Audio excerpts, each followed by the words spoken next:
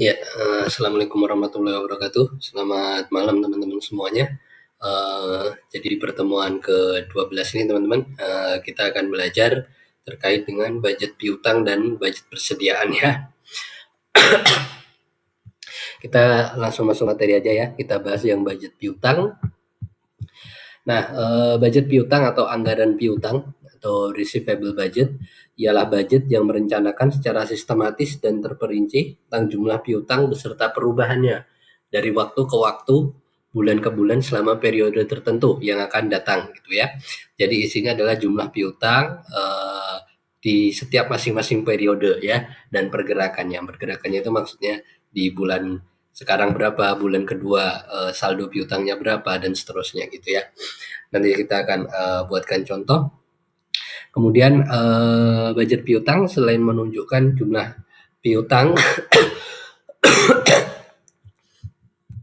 pada suatu saat tertentu juga menunjukkan perubahannya ya, baik berupa tambahan piutang baru maupun pengurangan piutang akibat pelunasan debitur ya. Jadi ada penambahan maupun pengurangannya. Oke, nah ini kaitannya dengan budget piutang ya. Jadi memberikan kredit ya dalam bisnis atau memberikan hutang ya, memberikan piutang kepada pihak lain ya, memiliki beberapa resiko. Di antaranya adalah resiko tertanamnya harta dalam piutang dan resiko tidak tertagihnya sebagian atau seluruh piutang ya. Jadi setiap penjualan yang dilakukan secara kredit itu pasti ada yang namanya potensi untuk tidak tertagih ya. Nah, oleh karena itu perlu ditentukan besarnya anggaran piutang tak tertagih dengan cara menyediakan cadangan penghapusan piutang sebagai akibat kemungkinan tidak tertagih. Dengan demikian, kerugian piutang tidak tertagih tidak dianggap sebagai hal yang tidak terduga. Jadi perlu dibuat pencadangan ini untuk apa ya? Agar ini bukan sesuatu yang tiba-tiba gitu. Jadi kita sudah memperkirakan jauh-jauh hari bahwa memang ada porsi piutang yang nantinya tidak akan tertagih gitu ya. Jadi bukan hal yang tidak terduga, jadi sudah diduga gitu ya. Selain itu juga piutang adalah salah satu bentuk investasi ya. Jadi kalau piutang itu memang biasanya ada bunganya dan sebagainya gitu ya, sehingga memberikan gain untuk perusahaan. Nah ini kenapa piutang itu adalah salah satu bentuk investasi, maka yang pertama adalah menyerap sejumlah dana modal kerja ya. Jadi modal kerja ada yang kepakai dan kalau belum tertagih maka modal kerjanya belum kembali. Mempunyai usia tertentu sesuai dengan waktu keterikatannya ya, jadi sesuai perjanjiannya ya. Mempengaruhi tingkat resiko perusahaan secara keseluruhan ya. Jadi jika misalnya sebagian besar ya gitu, mungkin katakanlah 90% perusahaan secara penjualannya adalah secara kredit ya, kemudian secara historis piutang tidak tertagihnya besar gitu, maka itu akan membawa resiko yang kurang baik pada perusahaan ya. Oke, kemudian faktor yang mempengaruhi piutang adalah volume barang yang dijual secara kredit ya, otomatis ya, standar kredit, jangka waktu kreditnya, kemudian pemberian potongannya, pembatasan kredit, kebijakan penagihan piutangnya seperti apa, kemudian ada penyusunan anggaran piutang ya. Oke, nah ini secara umum kegunaan budget piutang ya sama ya dengan budget-budget lainnya. Kalau secara umum ya sebagai pedoman kerja bagi mungkin ada divisi AR sendiri atau divisi piutang sendiri, mereka harus ada KPI yang harus mereka achieve atau harus mereka capai ya di akhir periode mungkin. Kemudian sebagai alat manajemen untuk menciptakan koordinasi kerja ya, dengan melihat budget piutang kita bisa tahu bahwa kemungkinan di bulan ini maka akan ada penerimaan piutang sebesar sekian, sehingga akan ada kas masuk sebesar sekian gitu ya, sehingga kas ini bisa digunakan untuk A, B, C, D seperti itu ya. Jadi untuk koordinasi kerja. Kemudian yang ketiga sebagai alat manajemen untuk melakukan evaluasi atau pengawasan kerja ya. Jadi kalau misalnya piutang tidak tertagihnya besar, maka perlu supervisi yang lebih ketat dari manajemen apa yang terjadi, kenapa piutang tidak tertagihnya bisa besar gitu ya. Nah, kalau kegunaan secara khususnya, budget piutang berguna nanti sebagai dasar untuk menyusun budget kas ya. Karena hasil penagihan piutang tersebut merupakan pemasukan yang akan menambah kas ya. Kemudian data dan informasi yang diperlukan dalam menyusun budget piutang. Yang pertama adalah rencana penjualan dalam budget penjualan, kemudian keadaan persaingan di pasar, posisi perusahaan dalam persaingan, syarat pembayaran, term of payment yang ditawarkan perusahaan kepada para calon pemberi, kemudian yang kelima kebijakan perusahaan dalam penagihan piutang ya. Ini secara umum semuanya. Kemudian bentuk budget piutang tidak ada yang standar ya. Oke, oke, saya contohkan dulu ya teman-teman ya, budget piutang seperti apa ya. Nah, ini biasanya kita ada bulan Januari, ya kemudian oke, Februari, kok nggak mau dia ya.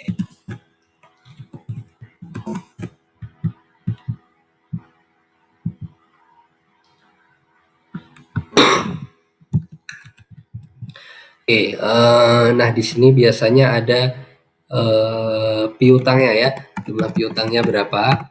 Kemudian di sini ada pencadangannya teman-teman ya, cadangan piutang tak tertagih di sini. Piutang tak tertagih. Kemudian ini adalah piutang neto ya. Jadi total piutang dikurangi cadangan piutang yang tidak tertagih teman-teman ya. Nah, ini biasanya. Nah, ini misalnya di Januari ini ada piutang 100 ya. 100 juta mungkin ya. Kemudian cadangan piutang yang tertagih sesuai dengan kebijakan perusahaan yang dicadangkan adalah 5% misalnya ya. Jadi 5% dikalikan ini ya. Sehingga piutang netonya adalah piutang total dikurangi dengan piutang di sini ya. Kemudian di sini ada pembayarannya ya. Pembayarannya secara pembayaran maka itu adalah 70% dari piutang neto misalnya ya. Kita secara budget ya membuatnya. Maka di sini. Nah, ini pembayaran yang akan kita terima. Oh, ini contohnya adalah ini teman-teman ya. Jadi kemudian ini posisinya ya. Jadi setelah kemudian di Februari ada penjualan lagi ya, ada naik lagi. Ini katakanlah naiknya 50-50 ya. Nah, ini kita sama piutang netonya segini. Nah, di bulan Februari ini maka menerima pembayaran yang di bulan Januari ini sebesar 70% ya. 70% ya. Nah, seperti ini ya. Sehingga nanti di bulan Maret ini adalah total piutangnya ya, piutang neto yang ada di bulan Februari ya, dikurangi dengan pembayaran yang sudah dilakukan ya. Kemudian ditambah dengan asumsinya ini adalah 50 juta terus ya penambahannya ya. Jadi maksudnya piutang barunya gitu ya. Nah, di sini adalah contohnya adalah yang tadi kan sudah 70% ya, berarti tinggal 30%-nya dilunasi 2 bulan kemudian misalnya ya. Kemudian ini juga mendapat 70% ya, 70% yang tadi yang bulan sebelumnya ya.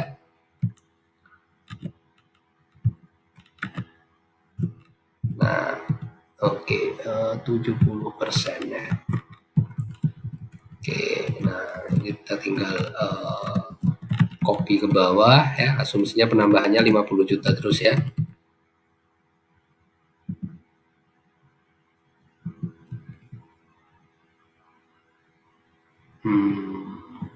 Oke, sebentar, ini 142 kan udah nambah 50 ya. Ini sudah menambah 50.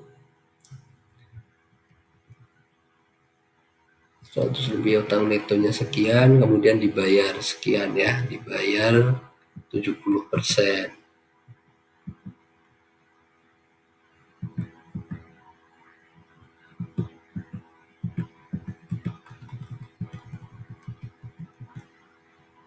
Oh, ini nggak bisa ya, nggak bisa dirumus ya.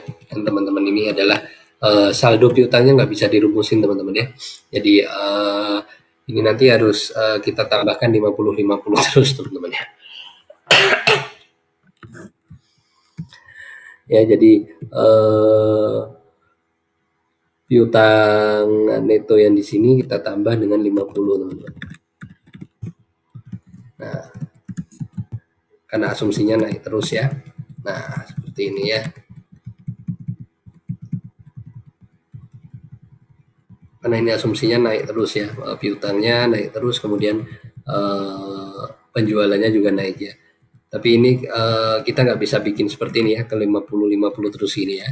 Jadi ini harus misalnya yang di sini tinggal 100 gitu ya. Karena penambahannya gitu ya, seperti ini ya. Jadi di sini ada di bulan ini ada penambahnya, piutangnya berapa, cadangan yang tak tertagih berapa, piutang netonya berapa, kemudian ada pembayaran yang diterima ya. Kalau di sini belum ada pembayaran ya, karena ini baru terjadi di bulan ini, jadi baru bulan berikutnya ada pembayaran gitu ya. Nah ini contoh budget piutang ya. Nanti saya akan kirim filenya ini. Oke, kita masuk ke budget persediaan ya teman-teman ya. Jadi budget persediaan ialah budget yang merencanakan secara lebih terperinci tentang persediaan barang selama periode yang akan datang, yang di dalamnya meliputi rencana tentang jenis, kualitas, jumlah, kuantitas, serta nilai atau harga. Kemudian kegunaan umumnya sebagai pedoman, alat koordinasi, dan alat pengawasan. Secara khususnya, budget persediaan berguna sebagai dasar penyusunan budget unit yang akan diproduksikan, serta budget pembelian bahan mentah ya. Jadi dulu kita sudah pernah membuat budget unit yang akan diproduksi. Nah itu biasanya kan ada persediaannya teman-teman ya. Nah itu persediaannya menggunakan budget persediaan ini. Kemudian faktor-faktor yang mempengaruhi penyusunan budget persediaan. Biasanya data historis ya teman-teman ya, data informasi dan pengalaman ya, yang merupakan pengalaman perusahaan nih dalam mengelola inventorinya ya, biasanya di bulan menjelang lebaran gitu, maka biasanya persediaannya banyak gitu ya, karena demand barangnya mungkin naik gitu ya, atau menjelang liburan atau seperti apa. Nah ini tergantung masing-masing perusahaannya. Yang jelas biasanya data-data historis dari suatu perusahaan itu menjadi dasar dalam penyusunan budget perusahaan. Kemudian data dan informasi untuk menyusun budget persediaan, yang pertama adalah persediaan barang jadi ya. Dipengaruhi beberapa faktor. Yang pertama adalah penjualan ya, bagaimana penjualannya, kemudian fasilitas penyimpanannya, modal kerja yang tersedia, biaya penyimpanan, risiko penyimpanan, tingkat perputaran barang dari waktu ke waktu ya, lamanya waktu yang diproduksi untuk lamanya waktu yang diperlukan untuk memproduksi barang tersebut, atau dari barang mentah menjadi barang jadi berapa lama. Kemudian kalau untuk bahan mentah ini sama teman-teman ya, tapi yang beda mungkin kalau tadi barang jadi yang menentukan adalah penjualan, kalau barang mentah yang menentukan adalah produksi ya. Yang lain sama, fasilitas penyimpanan, modal kerja, biaya bersimpanan, lamanya pemrosesan itu ya. Kemudian bentuk budgetnya juga tidak ada yang standarnya ya, tergantung perusahaan, tapi paling tidak nah seperti ini contohnya ya. Jadi ini budget persediaan barang akhir ya, dari Januari 2015 sampai Desember 2015 ya. Jadi pada awal Januari itu punya persediaan barang 15.700, produk produk kemudian akhirnya ada punya 20.700 ya, dan produk Y-nya persediaan awalnya berapa, persediaan akhirnya berapa, dan seterusnya sampai Desember. Ini lebih singkat sih teman-teman ya, ini tergantung ininya ya, tergantung bagaimana perusahaannya ya, data historis perusahaannya. Oke, kemudian ini adalah metode penilaian persediaan, mungkin untuk refresh lagi ya. Jadi ada metode first in first out ya, artinya barang yang pertama masuk maka barang tersebut juga akan pertama kali dikeluarkan ya. Mungkin saya pernah kasih contoh ya, bahwa beli beberapa banyak ya, mungkin pembelian pertama 1.000, maka nanti pasti yang keluar pertama adalah harga 1.000 tersebut ya. Kalau metode LIFO maka barang yang keluar terakhir, barang yang dibeli terakhir keluar pertama ya. Kemudian kalau average maka di rata-rata kemudian nanti dicari harganya ya. Ini kaitannya dengan harga ya teman-teman ya, dalam penentuan atau penilaian nilai.